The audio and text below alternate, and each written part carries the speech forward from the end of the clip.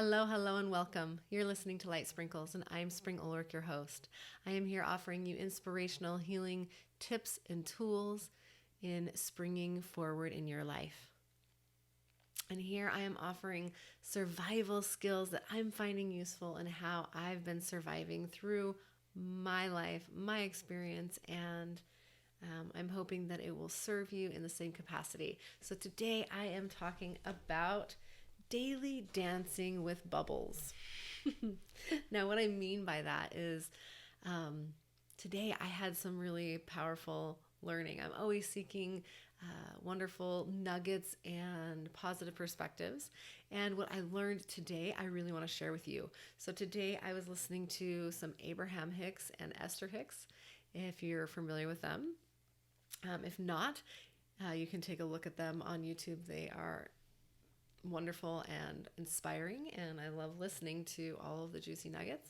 Anyway, Esther Hicks had mentioned on one of her videos that I was listening to today that in her ability to create tasks in a way that her brain can manage it, what she does is she creates these bubbles, she creates bubbles, just a circle on a page, like a mind map, and does a circle and puts items to do. Instead of just doing a to-do list, they're in bubbles.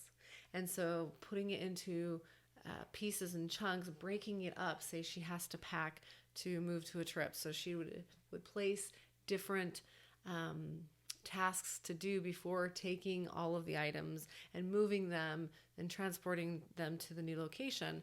All of the different things that would normally be put onto a list, she does it in a bubble format and then looks at those bubbles on the page, those circles that are done, and looks at them and says,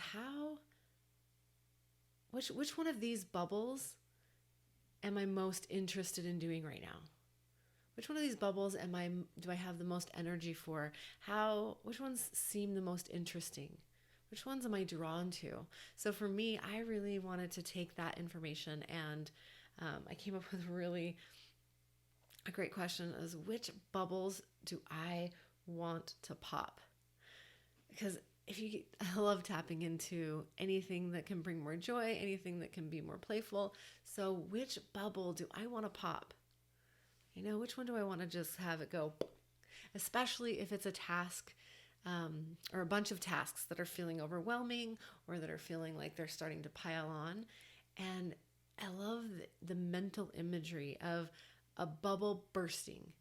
And isn't it so fun when you do actually get to pop a bubble and just seeing it explode and dissipate and it's just gone?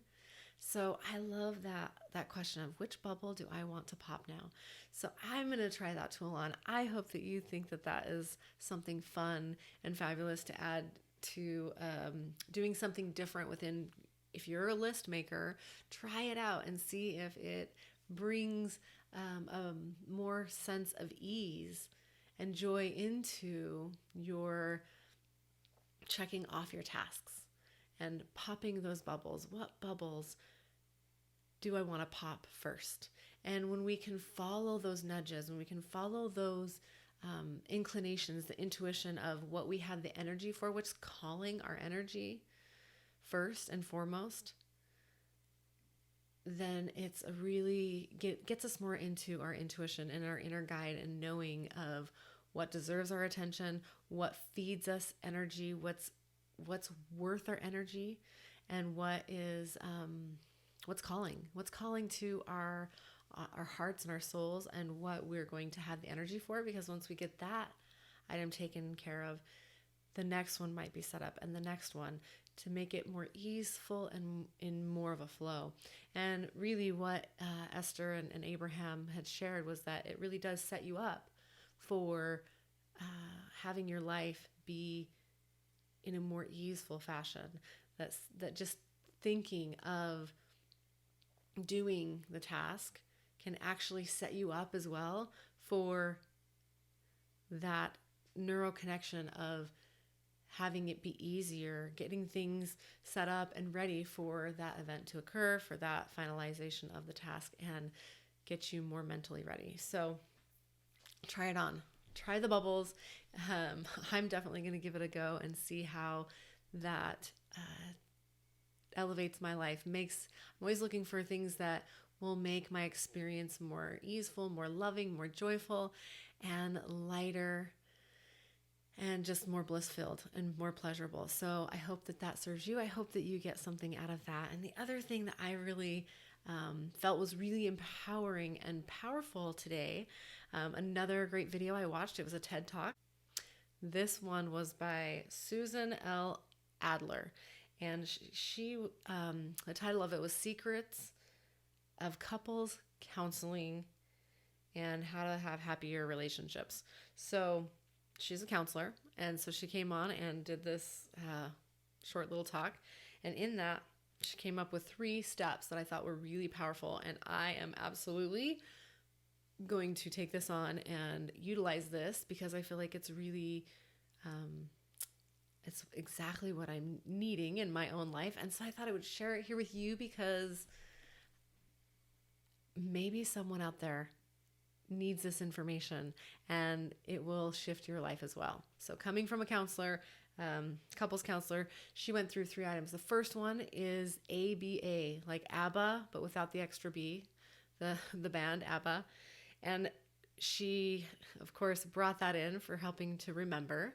Well, who can be angry while listening to ABBA, and so bringing that lightheartedness. But the ABA is an acronym for anything but anger. So in a relationship, especially in a committed relationship, marriage, whatever, if your go-to is frustration, anger, upset, if that's your first go-to, to be offering anything but anger. So we can get underneath the anger and ask the question of, what is it that I'm really feeling? What is the underlying feeling? Because what we know is it's a lot easier to reach for anger than it is for sadness or loss or fear. It's more active. It's more, there's more energy behind anger. And so here's the deal. I'm not advocating to never have anger or that anger does not have a place, because I absolutely believe anger has a really awesome space and place, and it absolutely can be transformative and give us the energy we need to get through certain experiences. The problem and the issue is when that's our go-to and that's the one that we constantly reach for, rather than being really in tune with what are the deeper feelings, what really is the fear, why am I being triggered in the first place, getting conscious of what the underlying issues are that are, if you're automatically going to frustration, disappointment, and anger super quick and there's no in between, if that's your experience, if that's where you go constantly, then try this on and see how it works. This counselor's recommended it for happier relationships, and I'm going to apply it to my own life, not just with my husband, but with my children as well, because I feel like this whole process that she gave with these 3 tips and steps will absolutely be transformative and just maintain healthier and happier experiences with all the relationships in my life. So the ABA, anything but anger. So if I can stop myself in my tracks when I'm starting to express anger or get upset, start raising my tone or raising my voice or respond in anger, if I can stop myself and say, hey, what are my underlying feelings here? Can I offer up something else? Can I say something else other than, I'm so frustrated or I'm so angry with fill in the blank? Can I offer up, hey, I'm feeling really sad. I'm feeling really disappointed. I'm feeling alone here. I'm feeling unsupported. What other words can we come up with besides I'm just angry? Because I think in that anger, it's like a tornado. You almost get wrapped up into it, and it's more challenging to be focused and clear and maintain more awareness around the trigger. So anything but anger, that's the first step. Recognizing, stopping in your tracks, and offering something other than just anger. And then the second thing that she talked about, that Susan L. Adler talked about, was that raising the bar.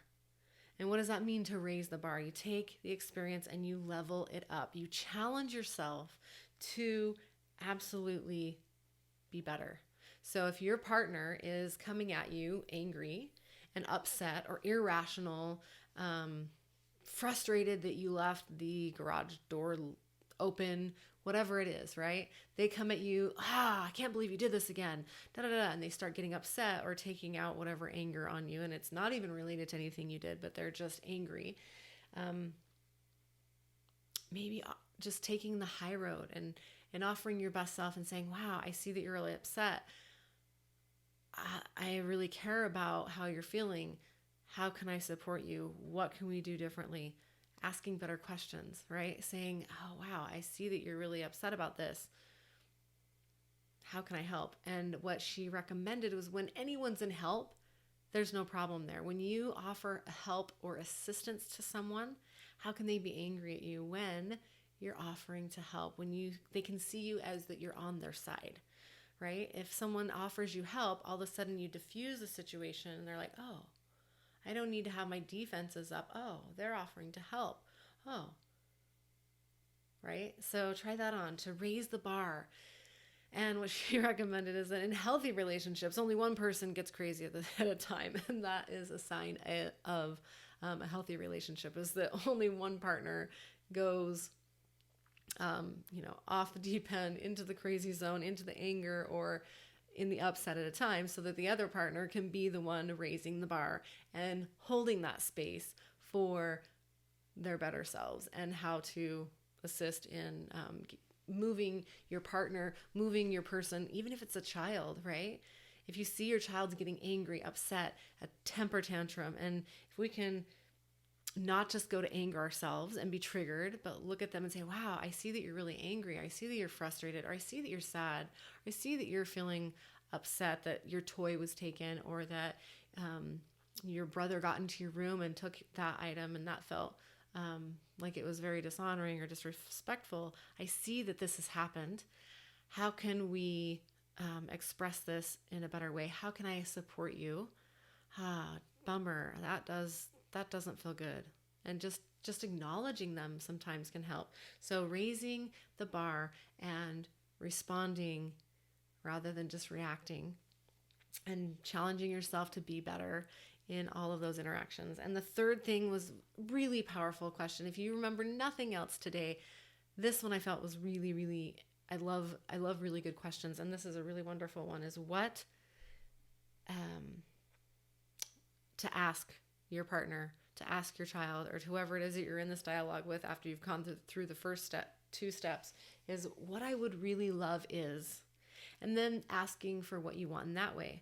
What I would really love is, and I actually took this on today and used it on 2 of my children, and I loved it because it really stopped me from going into the normal dialogue of, stopped any of the criticism, stopped any of the normal patterning, and got me into asking for what I wanted, because I was working with my children on completing some tasks and some chores, and getting to remind them to finish to completion or get to revisit something that didn't get done very well. And so it was time to revisit that. And shifting the way I was asking it and saying, what I would really love is, and then when you ask that, to keep it positive and to keep it present or into the future, not in the past. If you say, well, what I really would have loved is if you would have started the dishwasher last night, that's just blaming and criticism. And so that's not going to take your relationship where you want it to go.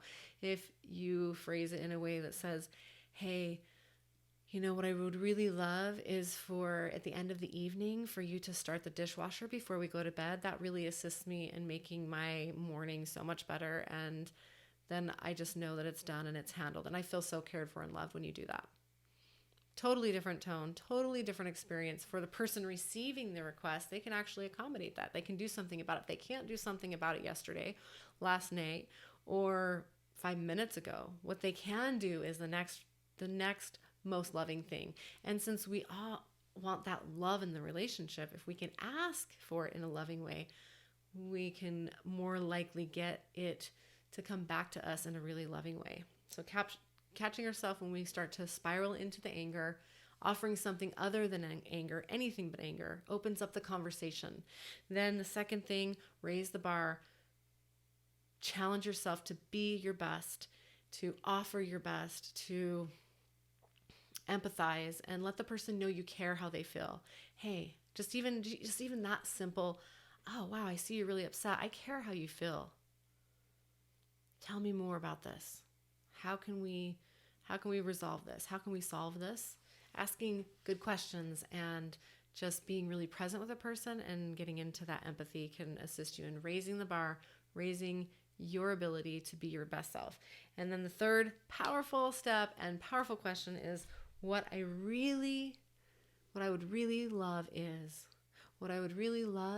for you to rub my back. What I would really love is for you to clean up the table after dinner. And what I would really love is for you to take the kids and drop them off at school or whatever it is, right? To be able to ask for the needs that we have in a better way.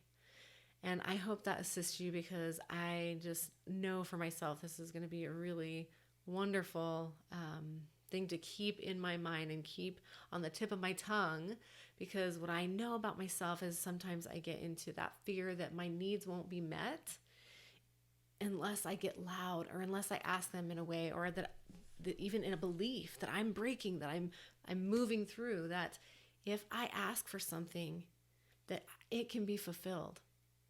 That I don't have to get loud, I don't have to get angry, I don't have to have this huge energy outburst in order to be heard or listened to, or to have my needs met as a mom, as a wife, as a woman. That I can ask for it in a really gracious, grateful way and say, what I would really love is this. Because the chances are the people in your life, they love you and they want you to have wonderful things in your life as well. So try that on. I'm going to take that on, and I would love to hear if you find this valuable, and if you're taking on any of these things within how to restructure your to-do list, or how to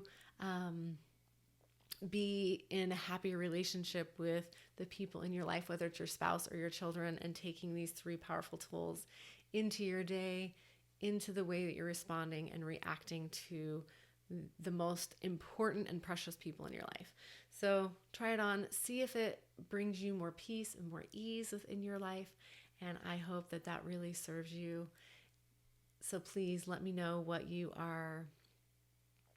how it's going for you. Let me know how this has affected you, what things or ahas you've received from today's episode. I would love to hear the feedback. I'd love to hear what things you are taking on.